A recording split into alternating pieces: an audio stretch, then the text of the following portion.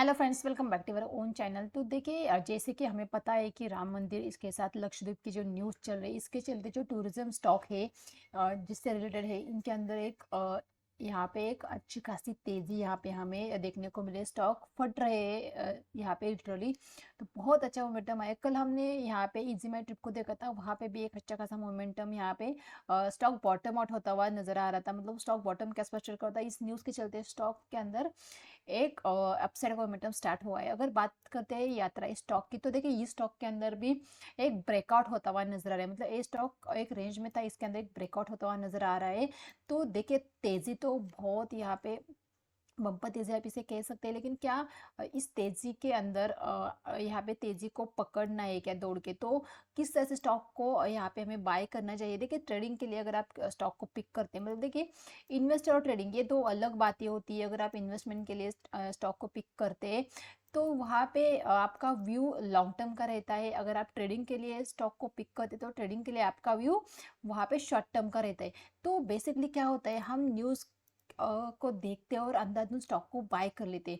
और जैसे हम स्टॉक को बाय करते हैं, स्टॉक वहीं से गिरना शुरू होता है। तो फिर हम बोलते हैं कि क्या हुआ, अचानक से स्टॉक के अंदर इस तरह से गिरावट क्यों आई? मतलब अच्छा खासा रनअप हो रहा था, हम लेते ही स्टॉक के अंदर गिरावट आई। तो इसीलिए जब भी आप ट्रेडिंग के लिए स्टॉक को पिक करते हैं, तो टेक्निकल को ज़्यादा ध्यान में दीजिए। टेक्निकल को देखिए, चार्ट पे चार्ट को समझिए, चार्ट को रीड करना सीखिए अगर ट्रेडिंग के लिए स्टॉक को पिक करें तो। इन्वेस्टमेंट के लिए एक अलग बात होती है, आप लॉन्ग टर्म का व्यू होता है, तो वहाँ पे अगर कोई फ्लक्चुएशन वहाँ पे हो भी जाता है, फिर भी उतना फर्क नहीं पड़ता, क्योंकि आपने तो आपका व्यू तो 1-2 साल का है। लेकिन जब ट्रेडिंग के लिए हम स्टॉक को पिक करते हैं, तो ट्रेडिंग का हमारा व्यू क्या रहता है कि हमें बस 15 दिन 1 महीने के अंदर स्टॉक के अंदर कुछ प्रॉफिट मिल जाए और वहाँ से निकल जाए। तो ये हमारा बेसिकली व्यू रहता है। तो इसीलिए देखिए, सिर्फ न्यूज़ के चलते किसी भी स्टॉक के अंदर बिल्कुल भी एंटर नहीं करना है। चार्ट के ऊपर स्टॉक की देखना है कि हमें किस प्राइस पर बाय करना चाहिए या किस प्राइस पे स्टॉक को सेल करना चाहिए।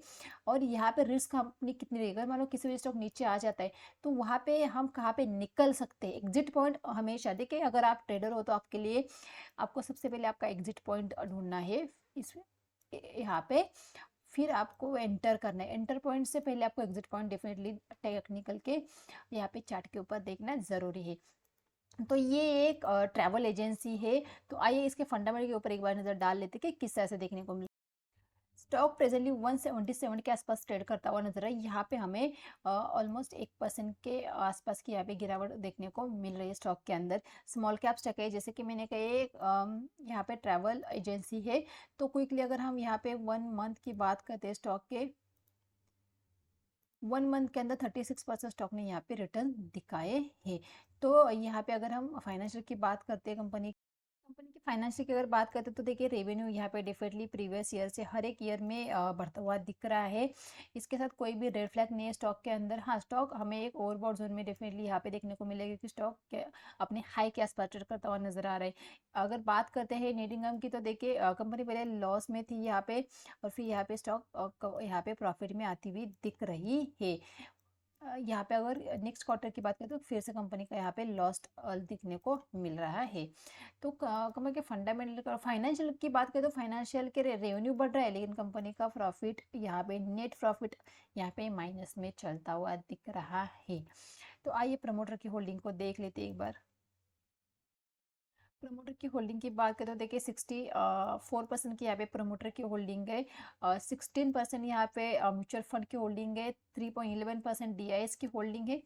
और 9.30% यहाँ पे एफआईएस की होल्डिंग हमें स्टॉक के अंदर देखने को मिल रही है। इसके साथ रिटेलर की 6.80% की यहाँ पे होल्डिंग हमें स्टॉक के अंदर देखने को मिल रही है। तो देखिए लॉस मतलब रेवेन्यू बढ़ रहा है, लेकिन कंपनी का लॉस यहाँ पे देखने को मिल रहा है। तो ये चीज़ को हम चार्ट के ऊपर चलते हैं कि चार्ट फिलहाल हमें किस तरह से देखने को मिले। हम फिलहाल चार्ट को एक न्यूज़ के साथ मिलाने की कोशिश करेंगे कि न्यूज़ और चार्ट एक साथ है क्या नहीं, कि हमें अभी स्टॉक के अंदर एंटर करना सही होगा क्या, कि कहीं फंस ना जाए हम। तो इस चीज़ को हम चार्ट के ऊपर डिस्कस। अगर देखिए, जैसे कि मैंने कहा कि स्टॉक के अंदर ब्रेकआउट होता हुआ नजर आ रहा है, यहाँ पे हमने 1 डे के टाइम फ्रेम लगा के रखे, यहाँ यात्रा का हमने चार्ट लगा के रखा है। स्टॉक देखिए एक रेंज के अंदर ट्रैवल करता हुआ नजर आ रहा था। यहाँ पे एक ट्रायंगल काइंड ऑफ पैटर्न हुआ, स्टॉक के अंदर एक ब्रेकआउट यहाँ पे होता हुआ दिखा है। तो ये देखिए अच्छी खासी तेजी स्टॉक के अंदर यहाँ पे ब्रेकआउट होता है, लेकिन यहाँ पे अगर स्टॉक रिटेस्ट होने आ जाता है तो ये यहाँ पे एक ट्रेड हमारी इनिशिएट हो सकती है 160 के आसपास। 160 से लेकर 150 इस रेंज के अंदर फिर से स्टॉक अगर सपोर्ट लेता हुआ दिख जाता है तो फिर हम यहाँ पे ट्रेड कर सकते हैं। लेकिन प्रेजेंटली इस यहाँ पे अगर हम ट्रेड करेंगे तो हमारा रिस्क यहाँ पे रहेगा, यहाँ तक का रिस्क रहेगा। तो फिलहाल ये देखिए इतनी रिस्क हमें यहाँ पे ट्रेडिंग अगर हम कर रहे हैं तो इतनी रिस्क हम नहीं ले सकते, बहुत ज़्यादा रिस्क हो जाएगी। क्योंकि अगर आप स्टॉक की प्राइस 176 यहाँ पे प्रेजेंट चलती हुई नजर आ रही है। देखिए अगर हम ट्रेडिंग के लिए जब स्टॉक को पिक करते हैं तो हम अच्छी खासी क्वांटिटी में स्टॉक को पिक करते हैं, क्योंकि हम बस कुछ मोमेंटम के लिए स्टॉक को पिक करते हैं। तो वहाँ पे हमें एक अच्छा खासा प्रॉफिट वहाँ पे कलेक्ट करते हैं, तो वहाँ पे हमारी क्वांटिटी अच्छी खासी रहती है। तो वहाँ पे डेफिनेटली हमें जहाँ पे हमारी रिस्क कम रहेगी वहाँ पे हम अच्छी खासी क्वांटिटी के साथ एक ट्रेड को इनिशिएट कर सकते हैं, जिसे हम बेस्ट ट्रेड कह सकते हैं। हमें बेस्ट ट्रेड ढूंढनी है। तो फिलहाल अगर हम यात्रा को देखते हैं तो यात्रा के अंदर डेफिनेटली हमारी रिस्क ज़्यादा रहती है। तो इसीलिए देखिए इस स्टॉक को हम वेट करेंगे, वॉच में रखेंगे कि इस स्टॉक को वॉच करने की कोशिश करेंगे कि किसी वजह से स्टॉक फिर से हमें 60 या 150 के रेंज में अगर आता हुआ दिख जाता है तो डेफिनेटली वहाँ पे हम 10 रुपीज़ का एसएल डाल के वहाँ पे एक ट्रेड को इनिशिएट करेंगे। चाहे अगर नीचे आता है तो डेफिनेटली 10 रुपीज़ हमारी जाएगी, अगर ऊपर जाता है तो 1:4 की ट्रेड हमारी वहाँ पे बैठ सकती है, 1:10 की भी ट्रेड हमारी वहाँ पे इनिशिएट हो सकती है। तो ट्रेडिंग के लिए जब भी स्टॉक को पिक करते हो तो हमेशा रिस्क को ध्यान में रखिए, अपनी रिस्क को मिनिमाइज रखिए, तभी प्रॉफिट बड़े होंगे। जहाँ पे रिस्क कम होगी उसी स्टॉक में इन्वेस्ट कीजिए, उसी स्टॉक में इन्वेस्ट ना ट्रेड कीजिए। इन्वेस्टमेंट की तो बात ही अलग है, लेकिन ट्रेडिंग उसी स्टॉक में कीजिए जहाँ पे आपकी रिस्क कम है।